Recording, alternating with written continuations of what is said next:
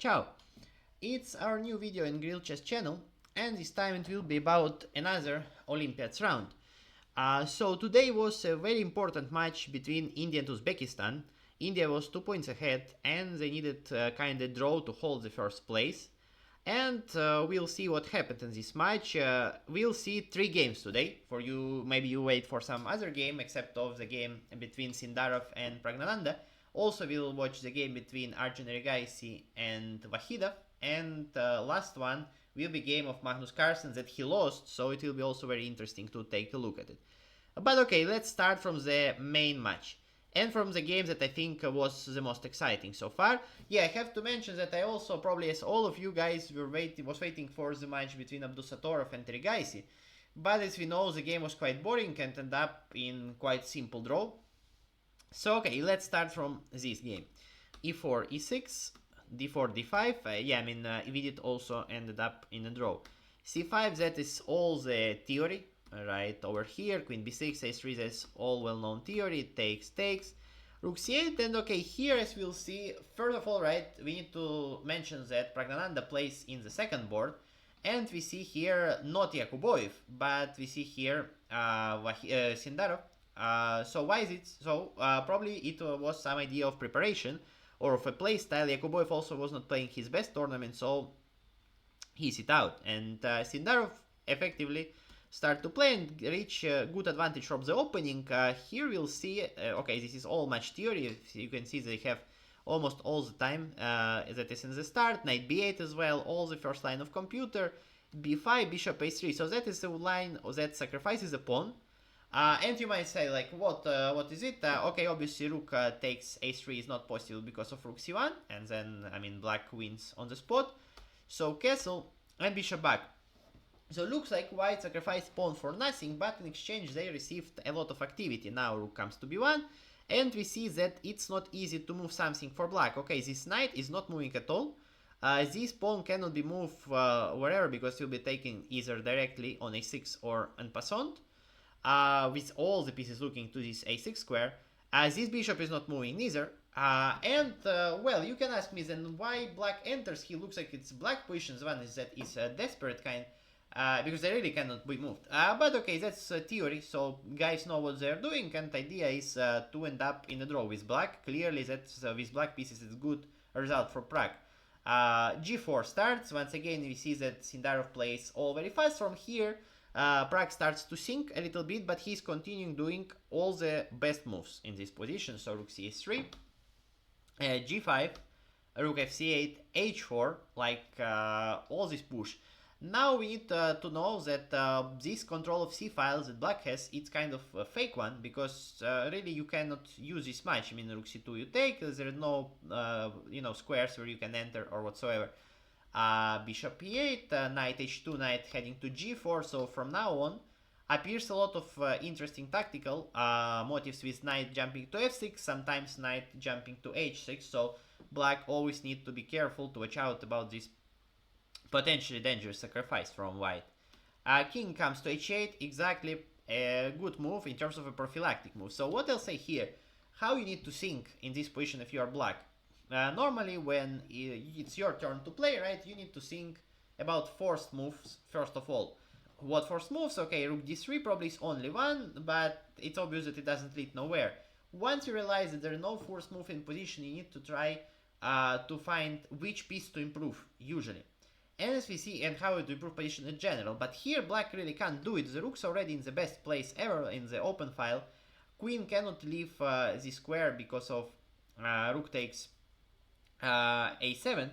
And, all these kind of things are happening. So, this bishop, etc. So, what you need to do is just to make some prophylactic, some moves that will be at least a little bit useful. And in this case, king h8 is a lot of useful move because knight 6 is not coming with check any longer. So king h1, some kind of prophylaxis, now knight f8, and now white had a plan that lets him advantage, but very difficult to spot. Okay, the first part, it's obvious, knight goes to 3, so we defend g5 pawn, so now this pawn able to push to h5 square. Now, The winning plan is difficult because I was watching it also live, and I remember one of the commentators come up with smart idea just to see what's the plan, because it's not clearly how white can proceed into the attack once this position achieved, let's say knight f6, but what then, right? There is no mating threats, there is no sacrificing. And actually the point is that idea of white then to transfer queen somewhere over here, like obviously with knight e1, maybe defending the bishop, and play versus a7 pawn and playing different side of the board, fixing the structure, fixing all this weakness on the king. So it's not really idea to attack. Depends obviously what the opponent does. If opponent blunders, then attack might work. So that is the idea. So Pragg does what he looks like needs to do. It's to trade some pieces, right? When an opponent attacks, you try to trade something at least in order to make damage less. So rook a3, bishop a3, and now knight f6 was played. According to engine, rook a3 was a little bit inaccuracy, and for h5 move, you see that position is not that lost, but okay, the correct plan still remains the same. So why rook a3 is kind of bad? A little bit, because this idea is very human. That's why I'm saying that Pragg played kind of fine, but in perspective that just h5 wants to be next, so you can do some useful move with black, and then white will play h5. Here you kind of waste tempo because white captures with the tempi and then plays h5, so it's kind of waste of tempi for not something good, right? Or very important. But okay, knight f6 was played a little bit too premature, too forced, but okay, that's also quite dangerous. There are some sacrifices can appear on h7 square, but Pragg thinks a little bit and plays this move queen d8. So now half an hour difference between them both on the clock, and queen d8 is just defensive move, bringing pieces to the game. King h2, here like typical position, knight g4. Don't ask me, I don't know why this symbol is given, because it's like a typical move where knight goes if not. And okay, the pressure continues. Queen c8, an idea that after we take king g2, we have too much pressure. And you can say a lot of exciting games. Game still will be later on, but in reality that game ended up in the draw almost right here. So bishop a3, just to move something, I believe, because I mean the queen is tied to defense of the pawn. King also more comfortable on h8 because it doesn't run into some checks. This knight, I mean, if you go here, you're just suiciding and you're helping with h5. There's not many useful moves in this position. So bishop a3, here maybe idea could be rook c1 at some point to trade rooks, I don't know. And then queen e7, rook f3, king g8, rook g3, and the game end up in the threefold repetition. Why? Because I mean after rook g3, it's a, let's say if black doesn't play this, so there's some knight f6 coming with a tempi, not the end of the world, but it's not something that you likely would see with black. And okay, also Andrea understands that if white repeats, like if black doesn't want to repeat, it means that black is playing for a win. Is it really this way? I don't think so, because why black can play for the win? I mean, queen never can leave these squares because of this pawn once again never moving because of en passant. Like there's no way for black to win this game. Why white didn't continue playing the same thing? I mean, that probably was a plan for black to achieve some position where he struggles, but where just white doesn't see how to improve h5 is not possible because his pawn hanging like knight f6 directly, well, doesn't reach nowhere because of king h8. How white progress? Maybe we can add queen, but still it's all defended. Sacrifices here, we're just lacking really of pieces, and there's some potential counterplay, like we cannot throw all our pieces. So this game happens a draw that was very important result for Pragg, because as we know later, all the matches, spoiler, finished in a draw, so it was very important to not lose, at least. And moreover, it's more obviously draw is better result for India, right? Because they maintain. It's true that if, let's say, India loses against USA and Uzbekistan wins, they will be equal points, but India has better extra points than Uzbekistan will need still to play in USA. And this is what I'm talking about. A very bad situation where India will lose against USA, that no need to happen, right? It's not something that for sure will happen. Obviously, India, I think it's even favorite against this USA team. So okay, strategically best result for India is a draw. But now we go to our hero, Arjun Erigaisi, that still having a beautiful performance over here. He keeps winning and winning and winning. Out of 9 rounds, he made 2 draw and won 7 times, so 8 out of 9, 13 points plus of rating. Huge performance. Let's see how happens this game. Actually, he let it slip away. I mean, Because he didn't win this game, okay, I mean, if he would, India is clearly champion, like, of Olympiad, there was no doubt about it, but now there's still some job to be done. So Arjun plays castle, sacrificing the pawn on e4, but we obviously know that it will be recovered if white wants to. Bishop to a4, right? I mean, the typical continuation will be again capturing here, capturing on e5, but bishop a4, continuing to play. Now it's a gambit. I mean, if his opponent Vahidov wants to take on d4, there is some c3 line, and you know that taking here will be too much, because let's say rook e7, bishop here, knight c3, and then it's difficult to prove something with black in this position. Black will be 2 pawns up even, and yeah, I mean, but the position is horrible. This is hanging, bishop f6 leads also to some bishop f4. Pieces are literally not moving. Whites have a slight edge. Okay, not slight edge, even huge advantage, I believe.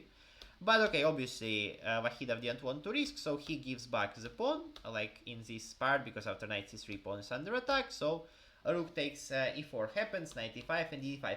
So we reach this position that looks pretty unoffensive for black after this. Right, but we still need to know that it's not easy to play. Obviously, bishop b3 is played, so what's the point here for what white plays? As we see, the structure is completely equal, so black only works because of this bishop, like because of underdeveloping. If black will manage to bring this bishop, let's say, to f5, e6, or whatsoever, bring rook, then it's no winning chances for Erigaisi anymore. But it's not that simple to do, because in e6 white will capture and there will be weakness. Trading queens also is not best choice, because you're helping white to take control over both open files here, and it's very uncomfortable. What is other good position? It's true that if your opponent plays very well, like if black plays very well in this structure, and you mess up a little bit, like at some point you don't play the best move, then it's true that you lose almost all your advantage and your opponent will have easy draw. But white should know that playing best moves, he'll probably, on the practical point of view, will be winning, and even though he mess up a little bit, he never loses game. Like, I cannot imagine what white needs to do to lose this position. So, very good opening choice that even work out well. Queen c7 was played, avoiding trades of queen, and queen h5. Very strong move. There was idea of queen f3 as well in this kind of position sometimes. But here I think there's very strong bishop e6. Like, position of black is that bad, you know, I think, right now, that if he wants to play bishop d7, you know, kind of play it slow and letting rook, let's say, come to d8, then I think after some line, let's say sample line, rook d1, here, rook e8, g4, key moves that you'll see also in the game. So it's something, not maybe preparation still because of the time, but for sure Arjun knew this idea because he played it quite fast in the end, even though it's a little bit compromising. So knight h6 is so bad after h3, right? This pressure on f7 pawn is enormous, so knight will come here. This bishop still, I mean, it's developed, but basically it's developing of bishop that just helps to rook to come to the game. But the bishop itself, I mean, I'm not sure if it's better even on d7 or c8. Only way to bring it somewhere is to play c5 that weakens d5 square, so very bad position for black pieces. So queen h5 was played. Okay, and yeah, so after queen f3, I mean, bishop e6 is the best idea. That take already sacrificing this pawn. Okay, it's not actual sacrifice because of knight d4. That's something obvious, but okay, this pawn will become a weakness. But according to Agent, it's the way for black to save the game, because it's also not too many pieces to pressure. It's not easy to do it, okay, so directly you cannot probably do it, because there always will be some counterplay. Still you cannot take because of knight d4, so you know, you have to struggle a lot with black, but probably it's at least better. You at least trade this horrible bishop that you have against this very strong one. But queen h5 was played. That doesn't let this opportunity to happen. I mean, if now this move is played, then rook takes e6, take, bishop takes e6, king h8, bishop takes f5, and g6 is not possible because it's a pin. Very important, compare it with the queen f3 line. You can say, well, why then after this white can do the same? So, well, the answer is simple. With queen on h5, there's a fork that is not really working because of the pin, but this pin is really working. So g6, and bishop now is pinned, so now bishop g6 is definitely not possible. There's no intermediate check. So even black is the one who ended up winning probably this position. So that's why queen h5 is a very precise move. It was played quite fast, no preparation or not, but okay, here he spent it like 25 minutes. It was first thought of him, so I think it was not preparation anymore, but even more important is that he found the move. Bishop d7, trying to develop this way. Rook comes to e1, rook a8. And okay, game continued here, g4, this move that I was talking about. Just idea is to win space, pressure more this knight, and rook d4. Bishop c8 is almost only move in the position, because otherwise some queen e5, these spins, all the stuff can appear. So bishop c8 is a very good move, as I was saying actually, right, that bishop in c8 is really better than d7, because it doesn't stop rook from controlling open file. So rook e d1, rook d7, rook d3, knight to e8, rook d7, here takes knight e4. So still we see we are in move number 23, and black doesn't see how to improve. Normally bishop e6 still runs into bishop takes somewhere, knight f6 is not possible, knight d6 is not possible, after f5 pawn is pinned, and additionally knight comes to g5, so that's why this h6 works. And now, when game already was fully under control, only thing probably Arjun need is a patience to play some engine size queen h4 for g5, and open up position directly, because I mean you can play g5 directly, but there's still some bishop f5 and knight is under attack. So idea of move bishop h4 or queen h4, excuse me, that after let's say whatsoever, I'd move g5 played, now bishop f5, this is defended, right? So you can take on h6. But instead, Arjun plays this typical beautiful move that beginner will play. It looks just good. I mean, queen is on very important square on g6. It cannot be captured because of the pin. But what's queen doing there? That's a good question. And that's a blunder. As the blunder that I said, so we need to know right before that if black plays perfect, white plays perfect, almost always in the practice white will win, because just it's difficult to play with black. But if one blunder from white, position equal, no chance to win. That's more or less what happened. c5, that reminded me of the game, maybe for the fans of chess who watch candidates. It's the last, pre-last round, I believe, between Jan Nepomniachtchi and Nakamura, where Jan played with white pieces and Naka played with black, and he at some point plays this c5 move.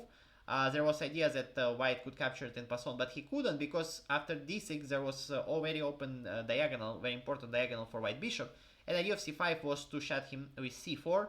There was some pawn on b5 as well. So the similar idea. Yes, we weaken more squares even, but our bishop can come to life, and c4 move is coming, and this idea probably what why black or didn't see or did miscalculate. So knight takes c5, played by Arjun, the best move, looks like a free pawn. So if queen takes c5, rook takes d7, but bishop g4, also we give it back, and there's actually nothing better than just take. And okay, now we see that position is, here queen d4 obviously will be a drawish move, because after knight f6 you cover 7th rank, but also understand why he wants to keep it, because we see that white king now is weak. So here rook g3, b6, a simple move. Here queen f5, trying to force trade of queen, thinking that it will be easy. Mainly because I think Arjun also understands that, he doesn't want to blunder anything here. There's still 8 moves to be done to be for time control, and his team is fine with the draw. So I think here Arjun already stopped a little bit. So queen e7, and here, this moment was a crucial one. I think, in this position, when this rook c8 was played, I was trying to think why is he say that it's a bad move, right? It looks like nothing happens. Here there is no problem. The computer once again wants to trade queens, but we know that black tried to avoid it this game, so it will not be logical to expect him to do it this time. So, but this still not a big deal. But after h4, you see probably Arjun understood the position better. He stops move queen g5 because that's only reason to play h4. And winning a little bit of space. So rook c7, b3, and now is a decisive moment that could decide the Olympiad if Arjun was good enough. Knight to e8. And now we see that this double question mark, sometimes I don't believe it, to chess.com, this engine, etc. But there's really quite simple combination for Arjun right here. Actually, today in one of my lessons with one of my students, I was doing the puzzles, and there was simple idea more or less of the same kind, like there was capture on g7, and after rook g7 looks like we cannot enter directly to the 8th rank, but we need to give checks this way, then this way, and then this way. Something like that, triangle a bit with the queen. So the same idea, absolutely.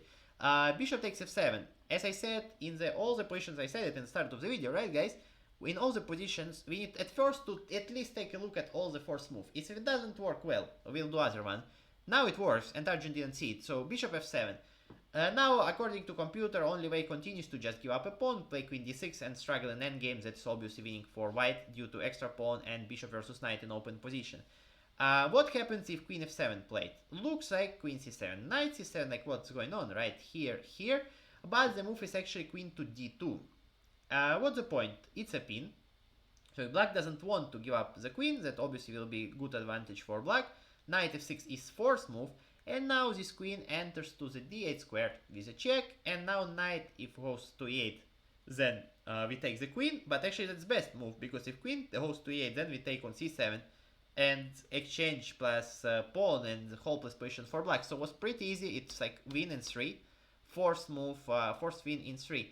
What also surprised me a little bit in this position, that even queen d4 was working. Why is it so? Because okay, queen d2 is kind of retreating tricky moves that engine suggests, but there's no difference. I mean, queen d4, it's something obvious to see. I mean, you just see all the possible ideas to move with the queen, and I think just easy, really easy to see it. You can say that, you know, the guys from comments like that I'm a fan, Vladislav is I am, and but okay, we can see 3 moves combinations, right?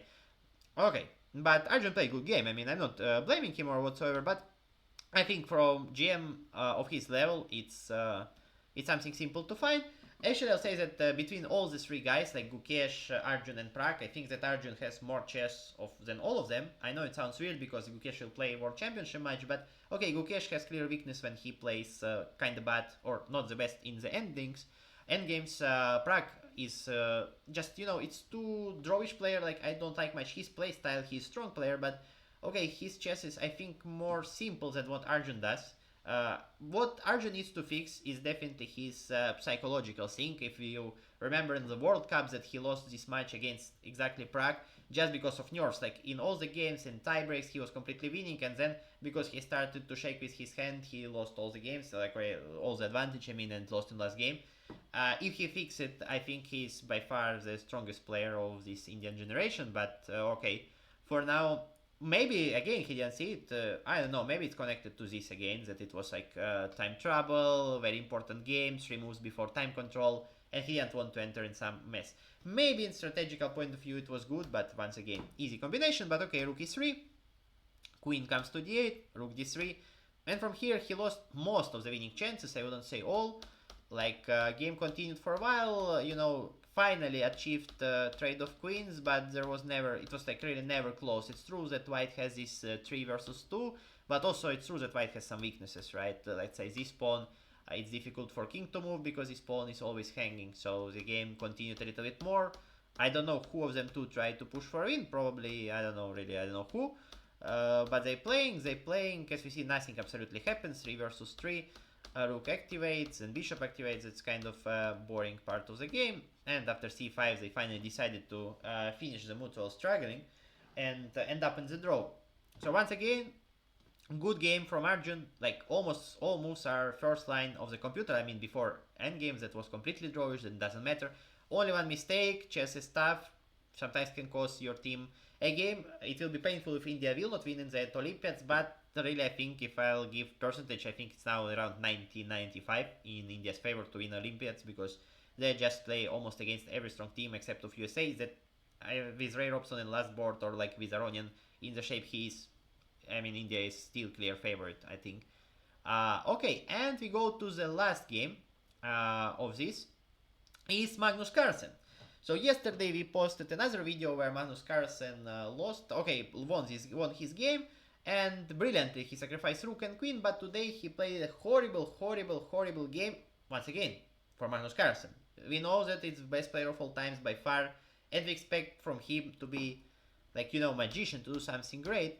Let's see what happened. Once again, the opening part, there's not much to see, pretty symmetrical, but what Naka plays sometimes, you know, the typical line, and okay, here takes knight f5, then they go to this kind of endgame. Why white is usually slightly better? Just because this bishop is a little bit better than this, the knights are a bit more active, some squares are easier to achieve, but objectively, I mean, it should be easy draw from black's perspective. Knight g4, here they play quite well. h5 is the idea that after f3 or something there's no g4, that obviously will be glad, and also, I mean, after f3, knight h6, that's what happened in the game. With pawn on h7, I mean, it will be just knight takes and ruins pawn structure, but now if knight takes, black can take with the rook. So with this position, once again, with this trade, pawn structure became better for black, but the e4 square started to be available for white. Once again, even trade, castle rook d1, rook d1. Looks like absolutely nothing interesting happening so far, but wait until the end. So now Magnus finds this brilliant idea. King is very important piece in the endgame, says our coach, and that's what happens. King comes to e4. Until now it's so good, but here Magnus enters to some complication. Not yet. Now, for example, I checked this line. Was played move rook g1. Sounds too passive. I don't know why not g3. Don't ask me. Probably the only reason I can spot here, just because that after rook h5, maybe Magnus thought that rook comes somewhere, but actually, I mean, if rook goes here, you can like defend the pawn with g4 and defend this bishop with the king, not directly because of bishop. Let's say maybe rook d5, then king e3, or like even, let's say, I know, to prepare somehow to play maybe even this trade the rook if you want, let's say rook h2, bishop, rook d2, I mean. And now white's king is much more centralized and position is better for white. Maybe not enough to win. But okay, if you see this, that is kind of obvious. Just why? I mean, why you will place your rook on g1 in so passive position? As there's no sense to do it. Okay, then some small trade and king d5. Risky move, you might say, but what you say about next move then when Magnus enters directly to e6 with the king? Bishop c5. And you know, that is the moment of the game. Okay, not yet in this position. After knight d4 check. Like, you know, there's kind of saying that if you're already prepared to punch someone, right, or something, do it already, right? It looks awkward when you try to do it and then, oops, nothing happened. So, the same. You go with the king, you did a lot of work, you calculated very well, you come to e6, your king is the most active piece on the board, and now you go back. Obviously, there is concrete reason. What Magnus did probably misevaluate or whatsoever is that after king f7, that was a great move. At first I was looking at the position, obviously searching for mate or something that he could have seen as potential mate. Absolutely nothing. But okay, Magnus saw probably that this endgame is bad for him, because black has two connected pass pawns. But okay, after h4 we need to see that it's very dangerous actually for black, because his pawn runs up the board, it's protected by rook from behind. The knight is kind of cut, like if you don't sacrifice it now, that obviously is completely harmless and it will be bad move, I think, after rook h4. At least draw always white has, and there might be some mating ideas also with all these pieces like knight d5, king e6, rook h8. So it's only white who is playing for a win. But Magnus becomes afraid, he goes back, so now rook g2 is not possible move because the bishop is hanging in this position. b6, a very strong move defending the bishop, f4, here and g4. Once again, here already it's so human. With 2 minutes, g4 is a great resource, and actually after this he equalized, but move losing in one, objectively, because of this brilliant knight c2 that Fedosseev also didn't spot. What's the idea? Idea is very simple. We want to mate the king finally in the center of the board. Let's say a line that I put gf, and looks like what's the idea, right? Knight e3, king e4. Where is this mate that I'm talking about? So brilliant move rook g4. To see both knight c2 and rook g4, it's quite hard in general. I know that Fedosseev here had a lot of time, but it's really difficult already tactics. That's already, for example, next level, but idea is simple. If white takes here, then knight e3 is mate in one, because rook is controlling here. Also, bishop is just trapped. I mean, if you go for bishop f6, let's say in this position, after rook f4, mate is coming soon from any of these squares. Like, there is, I think, some way to stop it. I believe, I think with... yeah, maybe running with a... Okay, king cannot be running, so maybe something like this, knight e3, and, you know, we try to take the pawn, but after rook f5, we at least lose the piece. There's basically no way, and okay, and if bishop goes here, after pawn takes, the bishop just has nowhere to go. I mean, only square is to go to this square, and after ace f3, once again, mate is unstoppable, because there's no pawn to be captured. But okay, difficult tactics, but I need to show it to you. F takes g, and now suddenly Magnus' position becomes fine, and last thing I expected him was to lose this game in such a fashion. Okay, knight takes c5. Once again, when you do this, okay, the best move was bishop g3. Probably it was not difficult to spot that bishop needs to be alive in this position just because it's better, and that this knight is stronger than the bishop. I think, not I'm saying, I'm obviously sure that Magnus understood it, but main reason, as I think, that he played it just because of time trouble. We are in move 32, like move knight takes e5 is 32nd move. So there are still 8 more moves before time control. 1 minute 30 seconds on the clock. I think Magnus just didn't want to risk. He thought that it's also easy draw, according to him, and he just doesn't want to get mated in the center of the board. I know knight covers the mate, but you know, you can blunder something. Maybe this is the reason. So knight takes, b takes, now bishop g3 played, rook d6 takes here, and now the decisive moment. Once again, difficult to spot already. The move that was saving the game was a5, a4. Idea is that whenever black captures this pawn, we go for rook d1 and we try to enter and search for a counterplay. If black were to play, let's say, rook d4, trying to attack here, we have tactics with bishop takes e5, and we win a pawn. Played rook c1, Magnus played this move, and now once again looks like smart idea. After rook takes b2, once again rook c4 is going to be played, and then this pawn will fall. Let's say rook takes a2, rook takes g4, but position is objectively even because this pawn is very hard to stop. So probably black even will have to sacrifice something for this because king is cut off the board after h4. It must be a draw and these pawns are not going anywhere. What Magnus did blunder, the typical thing. It works in these puzzles, it works in real game. In puzzles, you know, sometimes when you try to calculate some combinations that you like, finally you see that, okay, this doesn't work. Try to switch move, like the move that you were calculating second, try to start to put it at the start of the line. And first move, make it second, right? Try to flip it, and sometimes it can help.